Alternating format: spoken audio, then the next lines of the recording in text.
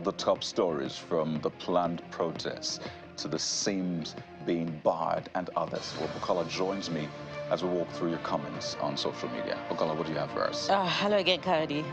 The planned nationwide protest is still the biggest talking point for Nigerians, plus a bit of politics, and guess what? The repackaging of palliatives meant for distribution for sale in Kogi State. Oh dear. Nigerians are talking about that as well. But we're starting, of course, with the planned nationwide protest.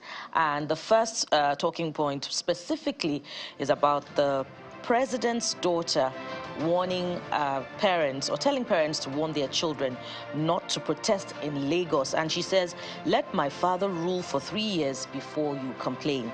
So that's her speaking to market women now. And the first person reacting this morning is the Duke, who says, why the proactiveness against this protest? There are better things ravaging our country that the government needs to be proactive about. I heard her say before we complain it should be up to 3 years.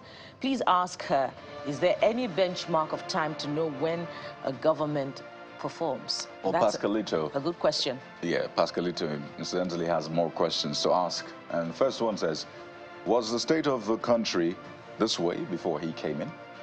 With this way, we're going to last 3 more years. So more questions. Are we going to last 3 more years? Thank you, Bukola. And this next one is from Omobola, who says, they don't even think of people that are going through a lot.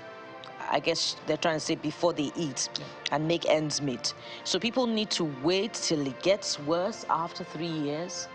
Well, I wonder where we'll reach the limit of the definition of worse. Right. Because before May 29, 2023, Nigerians were already going through intense hardship. Well, so where is the rock bottom? That's a big question. Adams Omobori ends by saying that this, whatever it's going to be, should be done peacefully, and wonders the context of that statement. Says, let them protest if they feel aggrieved about any policy of government. Well, let's go to the next talking point, Kadi, and this time, threatening protesters undermines President Tinubu's legacy.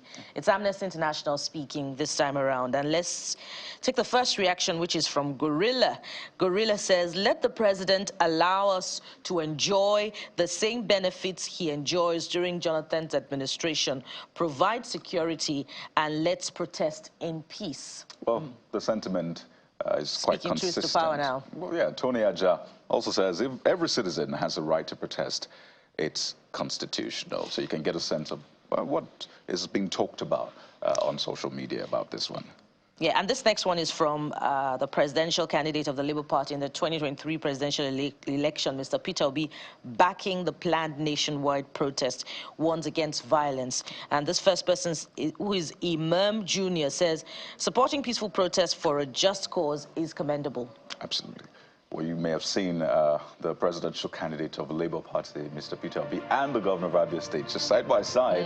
Yes, they may be in the same party, but their opinions regarding this planned protest quite divergent. So this next user, David Martin, CEO, says, my own is if you're going out to protest, please don't loot your fellow ordinary Nigerian. And that's quite instructive. The thinking of, the chief security officer of a state is quite different from that of a politician. Let's go to this next one, which is from another, ex-Labour Party member now who has defected, who has dumped Labour Party. We don't know where his destination is, and who is Kenneth Okonkwo, the actor, and I believe one of the legal advisors of the party or members at the time. And he's the first person reacting is Chineze, who says, choosing to part ways with your club is allowed, but that doesn't mean the club will stop existing. All the best in your next pursuit, sir. Well, this is one issue that seems to be dividing, will I say Labour Party or the obedience? And this next user, I am Abode, says, I think he understands or understood what he was saying, but leaving the party is not a good option. Indeed. It came as a big shock to Nigerians in general, not just Labour Party members, because it was quite active, selling the party and the candidate. The next talking point is on bags of rice donated by the president, the federal government, repackaged in Kogi and sold out to residents. But let's have that video first. Please, I want you people to come to our aid. This federal government food here, and they are changing it and share it to the market. They are changing it, not for sale. And now they are changing it to another bag. They wanted to sell it in the market. But we hijacked them here, that they will not take the food out until they share the food to the people that are supposed to be. And the person said it that he have the allocation from Ministry of Agri. Please, I want you to come to our aid. We want you to come to our aid. This is what they are doing.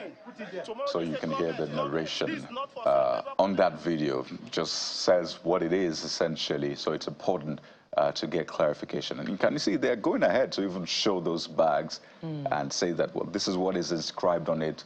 Why is it being repackaged to be sold? So, one, the Kogi State government, if this is indeed a Kogi State issue, should speak. Whoever it is at the federal government also responsible for this. And if you look closely at that video, you would see that there was some, first of all, being highlighted by the camera that had the tag of the federal government on it. Oh, yes. And then you see, that the other bags are open, which is, evidence of it being repackaged. So let's go to the first person talking, and who is Prince, by the way. And Prince says, Kogi people are really passing through a lot. These are very tough times for them all. And you see, this is your Ume Wokedi says, why didn't the donor put a proper oversight system in place before donating?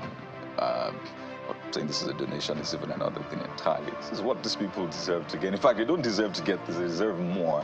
But take a look at what the user goes on to say. Meanwhile, the Tinubu government didn't donate the bags of rice. They distributed a little of what belongs to the people. Oh, you took it right out of my mouth. The money for the rice is not from their pockets. It's from government coffers. I don't know what to make of that, Kadi. But that ends, I believe. Yeah. That's as much we can take at least for now of your comments, but keep them coming in. There's quite a number of things to talk about and to find solutions to at this point. So be a part of the problem solver for Nigeria. Send in your thoughts and comments, #CTV Morning Brief, or you can do that on WhatsApp. We'll take a moment now, and when we return, we'll begin with a big topic. Yes, there's no shying away from that, and that's in a moment. Stay with us.